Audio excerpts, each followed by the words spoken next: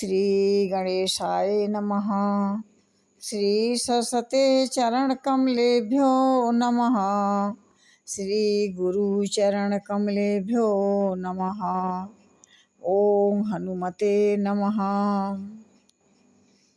गुरु ब्रह्मा गुरु विष्णु गुरुदेवो महेश्वरः। गुरु साक्षात् परब्रह्म तस्मै श्री गुरुवे नमः। साईं इतना दीजिए जामे कुटुम्ब समाए, मैं भी भूखा ना रहूं साधु भूखा न जाए। जय श्री राम। सुनहु राम अब कहूँ निकेता, जहाँ बसहु सिय लखन समेता।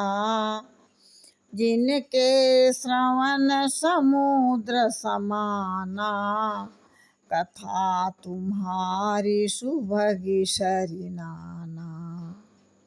हे परमपिता परमेश्वर, सुनिए, अब मैं आपको स्थान बताता हूँ जहाँ आप सीता जी और लक्ष्मण समेत निवास करिए।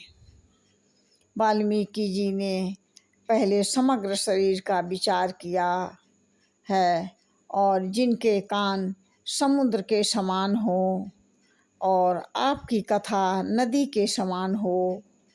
नदी में जितना भी पानी डालें पर वह समुद्र छलकता नहीं है। उसी तरह जितनी भगवत कथा सुने फिर भी जिसको तृप्त नहीं होते हों, ऐसे व्यक्ति के हृदय में आप निवास करें। इसके बाद भरहि निरंतर होई न पूरे, तिनके ही तुम कह गृह रूरे। लोचन चातक जिनके राकरि राखे, रहहि दरस जलधर अभिलाखे। निरंतर भरते रहते हैं परंतु कभी भी तृप्त नहीं होते। उनके हृदय में आपके लिए सुंदर घर है, और जिन्होंने अपने नेत्रों को चातक बना लिया है, जो आपके दर्शन रूपी मेघ के लिए ललायित रहते हैं। एक दूसरा जिनके नेत्र चातक की तरह सदा आपके दर्शन के लिए उत्सुक रहते हों, ऐसे मानव के हृदय में आप निवास करिए। चातक एक पंछी होता है, वह नीचे का जल नहीं पीता है। वह स्वाति नक्षत्र में ऊपर चोंच कर लेता है। स्वाति का जल 2-4 बूंद चोंच में आ जाए, वही जल पीता है। आपके और हमें धन कमाने से तृप्ति नहीं होती है। विषयों से भी नहीं तृप्ति हुई तो कथा से भी, भगवत कथा से भी हमें तृप्ति नहीं होनी चाहिए।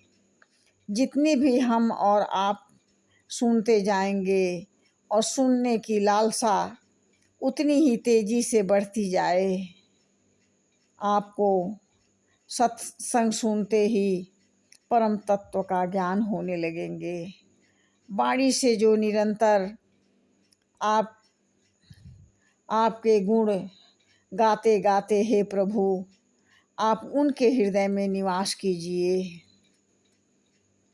निदरहि सरित सिंधु सर भारी, रूप बिंदु जल होहि सुखारी।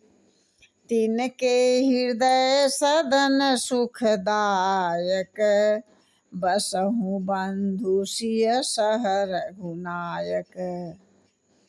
जो भारी भारी नदियों, समुद्रों और झीलों को जो निरादर करते हैं, आपके सौंदर्य रूपी बादल के एक बूंद जल से सुखी हो जाते हैं, अर्थात आपके दिव्य सच्चिदानंदमय स्वरूप को किसी भी एक अंग का जरा सा भी झांकी के सामने सूक्ष्म और कारण तीनों जगत के यानी पृथ्वी, स्वर्ग और ब्रह्मलोक तक के सौंदर्य का तिरस्कार करते हैं।